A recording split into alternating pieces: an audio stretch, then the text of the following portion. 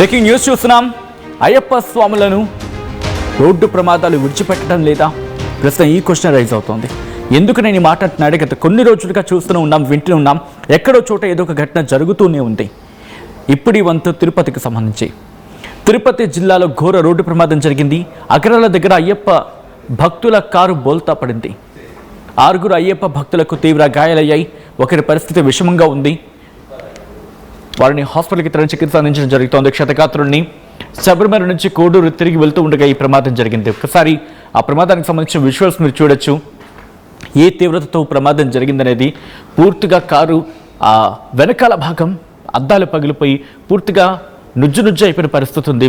పైన కియా మోటార్స్కి సంబంధించింది ఇది. మీరు చూడొచ్చు ఎయిర్ బ్యాగ్స్. ఎప్పుడైతే ప్రమాదం జరిగిన వెంటనే ఎయిర్ బ్యాగ్స్ అనేవి ఓపెన్ అవ్వడం జరిగింది. అయిన క్రమంలోనే ఆ ప్రమాద తీవ్రత ఒకసారి విజువల్స్ చూస్తే లాంగ్ ఫ్రేమ్ నుంచి మీరు చూడొచ్చు. ముందు భాగం పూర్తిగా ఇలా నుజ్జు అయిపోయింది, తునకలైపోయింది. ఎక్కడొకటి మీరు చూసి బాగున్నట్టు అంటూ ఉంటారు కదా, ఈ భాగం ఎక్కడ కూడా చూడొచ్చు మీరు. ఎక్కడా కూడా ఈ ఫ్రంట్ భాగం అయితే జస్ట్ కియా ఒకటే కనిపిస్తుంది. ఏమైనా ఇంకా కారుని గుర్తుపడడానికి ఎక్కడైనా అవకాశం ఉందా? అయితే ఎప్పుడైతే ప్రమాదం జరిగిందో వెంటనే ఎయిర్ బ్యాగ్స్ అనేవి ఓపెన్ అయ్యాయి. దాంతో ప్రమాద తీవ్రత కాస్త తగ్గింది. మీరు చూడొచ్చు పూర్తిగా ప్రస్తుతం ఆ వెహికల్ని పక్కన పెట్టేస్తున్న పరిస్థితి ఉంది. ఇదిగోండి, ఇది యాక్చువల్గా జరిగినప్పుడు ఘటనకు సంబంధించి. ఇదిగోండి, పూర్తిగా కారు బోల్తా పడిపోయింది. ఇలా బోల్తా పడిపోయి అదిగో క్షతగాత్రుడిని దాంట్లో తరలిస్తున్న విజువల్స్ను మీరు చూస్తున్నారు. వెంటనే నేషనల్ హైవే అక్కడ సిబ్బంది ఉంటారు, వాళ్ళు అక్కడికి చేరుకుని రెస్క్యూ ఆపరేషన్స్లో స్థానికులు అక్కడ కీలక పాత్ర పోషించారు. స్థానికులు అక్కడికి చేరుకుని ముందుగా వాళ్ళని బయటకు తీసుకొచ్చే ప్రయత్నం చేశారు. మరికొంతమంది నేషనల్ హైవేకి సంబంధించిన సిబ్బంది. మీరు చూడొచ్చేది ఆ వెహికల్ నెంబర్ కూడా మనకి క్లియర్గా కనిపిస్తుంది దీని మీద. సో ప్రస్తుతం వాళ్ళని అక్కడి నుంచి చూస్తే ఒక క్లాత్ కావచ్చు, లేకపోతే ఒక బట్ట సాయంతో వాళ్ళని దాంట్లో కూర్చోబెట్టి అక్కడి నుంచి బయటకు తీసుకొస్తున్న విజువల్స్ మీరు చూడొచ్చు. క్షతగాత్రుని ముందుగా బయటకు తీసుకొచ్చి వాళ్ళని సమీప హాస్పిటల్కి తరలించి చికిత్స అందించడం జరుగుతున్న విజువల్స్ మీరు చూస్తున్నారు. వార్టీవీ స్క్రీన్ మీద నేరుగా తిరుపతి వెళ్ళే ప్రయత్నం చేస్తున్నాను. మా ప్రతినిధి సురేష్ అప్డేట్స్ అందించేందుకు సిద్ధంగా ఉన్నారు. సురేష్, ఈ ఘటన ఎన్ని గంటలకు జరిగింది? ప్రస్తుతం క్షతగాత్రుల పరిస్థితి ఏంటి? ఈ యొక్క సంఘటన ఏదైతే శబరిమలకి వెళ్ళినటువంటి అయ్యప్ప భక్తులు తిరుగు ప్రయాణం అయ్యారు. తిరుగు ప్రయాణంలో ఒకసారిగా చంద్రగిరి సమీపంలోని అగరాల వద్ద ఈ యొక్క సంఘటన ఇవాళ ఉదయం చోటు చేసుకునింది. కారులో మొత్తం 6 మంది ప్రయాణిస్తున్నారు. 6 మంది కూడా బాగా గాయాలైనటువంటి పరిస్థితి ఉంది. ఒక వ్యక్తికి తీవ్ర స్థాయిలో ప్రమాదానికి గురైనటువంటి పరిస్థితి ఉంది. వీరంతా కూడా వెంటనే తిరుపతిలోని రోయ్ హాస్పిటల్కు తరలించారు. కొంతమంది ఎవరైతే స్థానికంగా వెళ్తున్నటువంటి వాహనదారులు కావచ్చు, ఈ యొక్క నేషనల్ హైవే సంబంధించినటువంటి అధికారులంతా కూడా వెంటనే అక్కడ చేరుకొని ఆ కారులో ఇరుక్కున్నటువంటి వాళ్ళంతా కూడా బయట తీసి సహాయక కార్యక్రమాలు అయితే చేపట్టాలని చెప్పాలి. ఈ నేపథ్యంలోనే అయితే వీళ్ళంతా కూడా ఈ స్వాములందరూ కూడా గూడూరు చెందినటువంటి వారికి కూడా తెలుస్తుంది. తిరుగు ప్రయాణంలోనే అయితే ఉదయం 5:30 ప్రాంతంలో జరిగినట్టుగా కూడా మన సమాచారం చెప్పాలి. అయితే పూర్తిగా కల్వర్ట్ని ఢీకొని పూర్తిగా ఒకసారి మనం కారు విజువల్స్ లో చూస్తే కూడా మొత్తం బోల్తా పడి నుజ్జు అయినటువంటి పరిస్థితి అని చెప్పాలి. అయితే పెను ప్రమాదం కూడా తప్పిందని చెప్పాలి. 6 మందికి కూడా.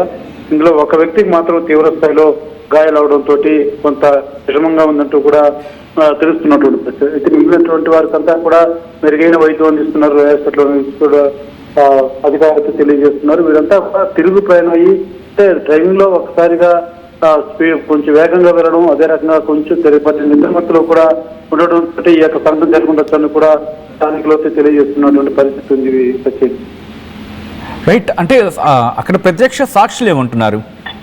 ప్రత్యక్ష సాక్షులు ఏమన్నా జరుగుతుంది సురేష్? ఎందుకంటే ఈ ఘటన చూస్తే పూర్తిగా బోల్తా పడిపోయింది, దాంతోపాటు నుజ్జు అయిపోయింది. అసలు ఏం జరిగింది? ప్రత్యక్ష సాక్షుల మాట ఏంటి?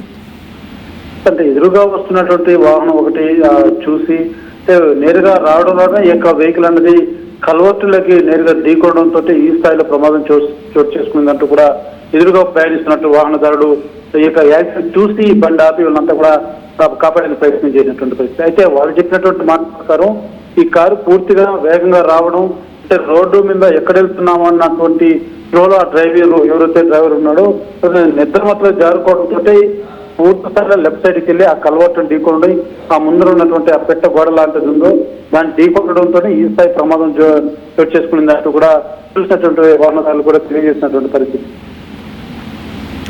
Right. Right Suresh, thanks for the update. మొత్తంగా ఈ ఘటన ఒకసారి అందరినీ షాక్ గురి చేస్తుంది. ఒకసారి మళ్ళీ విజువల్స్ని ఎక్స్ప్లెయిన్ చేసే ప్రయత్నం చేస్తాను. ఒకసారి ఆ దృశ్యాలు మీరు చూడొచ్చు.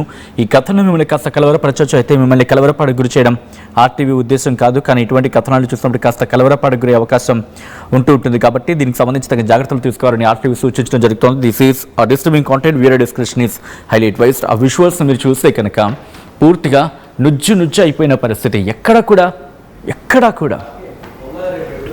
కూడా నామరూపాలు ఏమైనా చెప్పుకోవాలి. ఎందుకంటే ఆ స్థాయిలో అక్కడ ప్రమాదం జరిగింది. ఎప్పుడైతే ప్రమాదం జరిగిందో, ప్రమాదం జరిగిన వెంటనే ఎయిర్ బెలూన్స్ తెరుచుకున్న ఆ విజువల్స్ మీరు చూస్తున్నారు ఆర్టీవీ స్క్రీన్ మీద. ఎప్పుడైతే ఆ ఎయిర్ బెలూన్స్ తెరుచుకున్నాయో వాళ్ళక్కడ కాస్త కాపాడాయి అవి. అంటే ప్రమాద తీవ్రతను తగ్గించగలిగాయి. లేకపోతే ప్రమాద తీవ్రత ఒక్కసారి మీరు చూడొచ్చు. ఆ కింద బాక్స్లో మీరు చూస్తున్నారు కదా, ఢీ కొట్టిన పరిస్థితి ఏంటి, పూర్తిగా టిల్ట్ అయిపోవడం ఏంటి, అంటే బోల్తా పడిపోవడం ఏంటి, తలుచుకుంటేనే భయం వేస్తోంది. రాత్రిపూట ప్రయాణం ఈ మధ్య చూడండి, ఈ మధ్య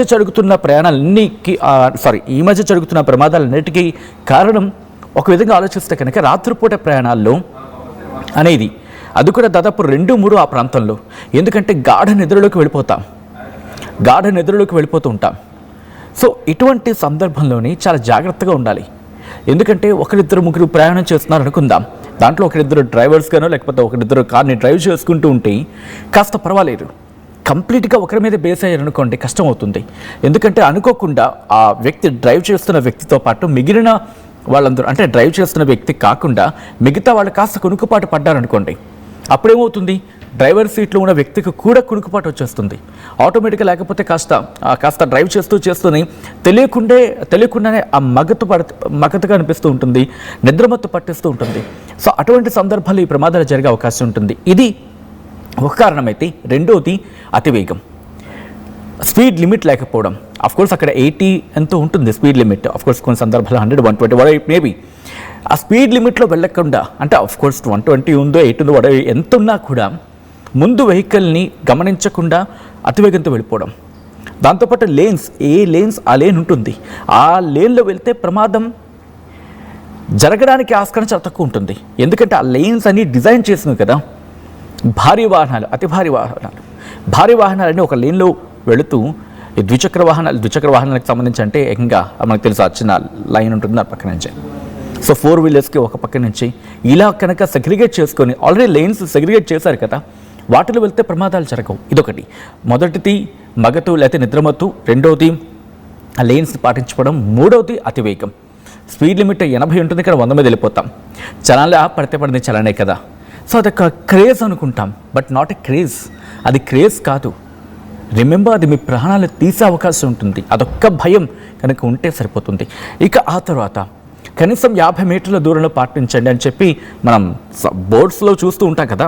ఒక వెహికల్ వెళ్తూ ఉంటుంది, దాని కనీసం 50 మీటర్ల దూరం పాటించండి, కీప్ మినిమం 50 మీటర్స్ డిస్టెన్స్ అని చెప్పి మనం చూస్తూ ఉంటాం. పాటించమే. దాంతోపాటు అంచనా వేయకపోవడం, రాత్రిపూట ఒకవేళ అక్కడ కాస్త చీకటిగా ఉందనుకున్నప్పుడు కాస్త ఆ నెమ్మదిగా వెళుతూ ఉంటే సరిపోతుంది. ప్రస్తుతం ఈ ఘటన తీవ్రమైన విషాదాన్ని నింపింది ఆ కుటుంబంలో. ఆ విజువల్స్ మీరు చూస్తున్నారు. తిరుపతి జిల్లాలో ఘోర ప్రమాదానికి సంబంధించిన దృశ్యాలు ఇవి. అగరాల దగ్గర అయ్యప్ప స్వాములతో వెళ్తున్న కారు బోల్తా కొట్టింది. 6 అయ్యప్ప భక్తులకి తీవ్ర గాయాలయ్యాయి. ఒకరి పరిస్థితి విషమంగా ఉంది. హాస్పిటల్లో చికిత్స పొందుతూ వాళ్ళకి ప్రస్తుతం ఆ చికిత్స కంటిన్యూ అవుతోంది. శబరిమల నుంచి కోడూరు తిరిగి ప్రయాణం అవుతూ ఉండగా ఈ ప్రమాదం చోటు చేసుకుంది. మీరు చూడొచ్చు, ప్రస్తుతం ఆ కుటుంబాల్లో ఎంతటి ఆందోళన ఉంటుంది. అందరూ బ్రతకాలని స్వాములంతా కూడా వాళ్ళు తిరిగి, అంటే వాళ్ళు మాల విరమణ అయిన తర్వాత, అంటే శబరిమల నుంచి కోడూరు తిరిగి ప్రయాణం అవుతుండగా ప్రమాదం జరిగింది. కాబట్టి వాళ్ళంతా క్షేమంగా ఉండాలని చెప్పి కోరుకుందాం. మీరు కూడా వాళ్ళు బాగుండాలని కోరుకునే ప్రయత్నం చేయండి. అట్ ద సేమ్ టైం ఆ కుటుంబాలు కూడా వాళ్ళు బాగుండాలని కోరుకుంటూ వాళ్ళు త్వరగా కోలుకొని వాళ్ళ ఇంటికి చేరుకోవాలని చెప్పి కోరుకుందాం. ఈ కథను మిమ్మల్ని కాస్త కలవరపరచొచ్చు, అయితే మిమ్మల్ని కలవరపడ గురి చేయడం ఆర్టీవీ ఉద్దేశం కాదు. కానీ ఇటువంటి కథను చూసినప్పుడు కాస్త కలవరపడే అవకాశం ఉంటుంది. కాబట్టి దీనికి సంబంధించి తగిన జాగ్రత్తలు తీసుకోవాలని ఆర్టీవీ సూచించడం జరుగుతోంది. This is disturbing content, video description is highly